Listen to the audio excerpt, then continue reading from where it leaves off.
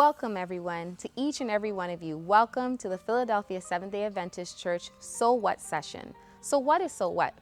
So What session is an opportunity to review with the speaker who provided a message some greater clarity and understanding of key concepts or concepts that you may have outstanding questions about. So whether you're a young person, whether you're an older person, whether you're churched or unchurched, you've been a Christian all your life, or you've never set foot in a church, it doesn't matter. Bring your questions from the sermon that you heard. We want to delve and go deeper and provide a greater understanding. So it's your opportunity to provide any form of feedback with the speaker in a conversational style.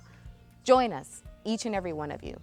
God's law is permanent. It is immutable. It cannot be changed. It will stand fast forever and ever. And guess what? All of the 10 Commandments are specifically reinforced throughout the New Testament because Jesus and the apostles obeyed them.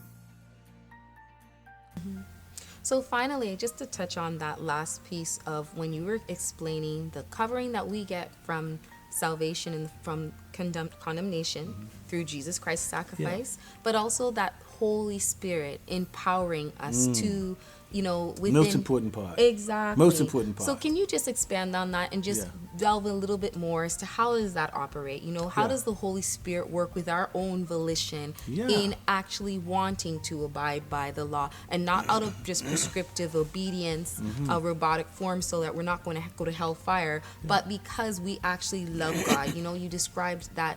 Before we can get to the issue of being saved and describe what that really is. So mankind in his original state was in the very moral image of God. That means the very Spirit of God emanated through mankind, and we were submitted and in obedience and in harmony with God's law. That is our original state. That moral image, would that include, because we know that, for instance, when Jesus was here and he was being tempted by the devil, he said, we know it's impossible for him to have sinned. So he had the capacity of choosing good and evil, just like God gave us the capacity of choosing good and evil, but it was impossible for him to sin because of his nature. What do you mean by it's impossible for him to sin? For Jesus to He could have chosen to sin. Okay, but it's not within him because he's God. Would you not say that? Yeah, so Jesus is a very good example because he's God and man, right? So Jesus had the power and the possibility to freedom to actually choose to sin. So Jesus could have violated the law simply by making a choice. Okay. So that's an important question that you raised. Secondly, we would come to the point of this what would be the moral image of God. So Adam, before the fall, had the very nature of God. That is, the Holy Spirit dwelt within him, and that's what emanated. But he always had the freedom to choose. Okay. Now Jesus comes, and Adam makes a choice, and in so doing, he violates the principle of integrity and allegiance to God, and then the Holy Spirit now. He finds himself plunged into a new nature, fallen nature, and that fallen nature that he inherits, we inherited too. So we inherit a fallen flesh nature that has a proclivity, a tendency towards sin. That's called the flesh. Now, the salvation program now has to do two things. It needs to remove the condemnation, the feeling that I'm separated and I'm alienated from God. We have to be atoned. That's when Jesus comes in. Yeah, so Jesus comes and he atones for us. He brings us back into fellowship. He removes condemnation. Right. I don't have to feel guilty. I'm at peace with God. And so we see it in Romans chapter 5. Now that we are at peace with God because of Jesus Christ, and that's a declaration. Nothing you can do to make it happen. Christ did it at the cross. He restored us. He atoned us. He brings us back into oneness with God. So once we abide into that and abide in that reality and relax and trust, while I'm yet a sinner, Christ died for me. He restored me back into fellowship with God. Now, when I have faith in that, something happens. So what is this transaction called faith? Faith is actually releasing any anxiety, any fear, any uncertainty that there's a separation between me and God, despite your condition. Because of Jesus, I'm back in oneness. When that takes place, you have a miracle called the indwelling of the Holy Spirit. You activate a principle of a new nature, a power outside of yourself. And as you choose to submit to it, it now gives you the resource to keep the law that you could not keep in your own strength. And it restores you back into harmony to what Adam was before the fall.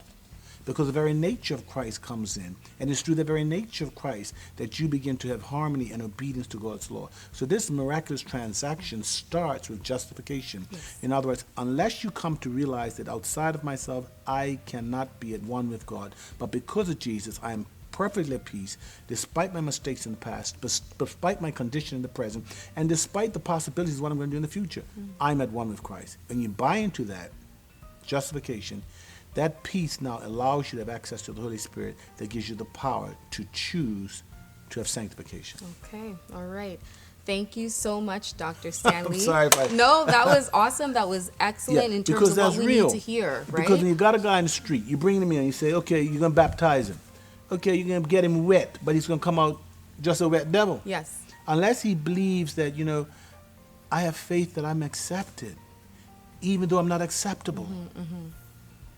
And when he buys into the fact that I'm acceptable and I'm not acceptable, he now enters into a new experience where the power of the Holy Spirit comes into his life and he begins to be transformed to the very likeness of God. If he doesn't believe in the first step, he's going to be trying to come up these steps and he's going to repeatedly experience failure and condemnation, and he's going to lose his interest and going to run away. Right. Many times we've given the law as a means of salvation as opposed to a mirror that directs him to salvation.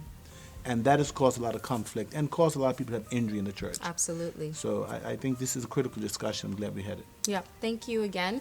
And we look forward to it again. Once again, coming. We're proceeding forward. Look forward to joining us on Tuesday evening, where, again, all your questions, anything you have that you have pressing on your mind, whether you're churched or unchurched, young or old, anybody, everybody, please bring forward your questions. Check us out on Facebook Live for the next So What session. So this is the redemption plan for our communities that are totally messed up. Medicine is not going to get it. I'm a physician. Medicines have their place, but they will not restore your moral power. So those who are slaves to addiction, those who have been messed up because of an abusive relationship, those who continually find themselves in habits that they can't seem to break, Mental slavery. there's power Yep. in the blood. To break that. Absolutely. Thanks again. See you tonight.